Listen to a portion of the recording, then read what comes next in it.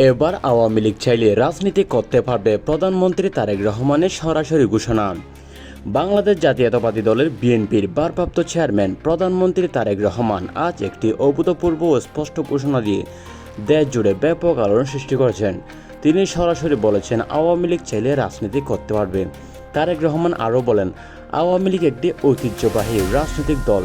তারা যদি সাংবিধানিকভাবে রাজনীতি করতে চায় তাহলে তাদের সেই অধিকার রয়েছে।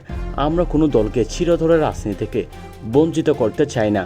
আওয়ামী লীগ চাইলে খোলাখুলিভাবে রাজনৈতিক কার্যক্রম চালাতে পারবে, সমাবেশ করতে পারবে এবং নির্বাচনী প্রক্রিয়ায় অংশ নিতে পারবে, তবে সব কিছু হতে হবে আইনের আওতায় শান্তিপূর্ণভাবে। তার এই ঘোষণা বিএনপি সরকারের অভ্যন্তরে এবং রাজনৈতিক মহলে ব্যাপক তোলপাড় সৃষ্টি করেছে। তিনি অতীতের আওয়ামী লীগের বিরুদ্ধে কঠোর অবস্থান নিয়েছিলেন। তার মুখ থেকে এমন খোলাখুলি অনুমতি যা আওয়ামী লীগ আবার রাজনীতি ফিরতে পারবে, এমন বক্তব্য অপ্রত্যাশিত।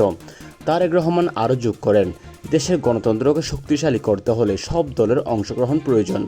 আওয়ামী লীগ যদি গণতান্ত্রিক পথে থাকে তাহলে তাদের রাজনীতি করার সুযোগ দেওয়া হবে। এদিকে আওয়ামী লীগ নেতাকর্মীদের মধ্যে এই ঘোষণা ছড়িয়ে পড়তে আশা উল্লাস দেখা যাচ্ছে।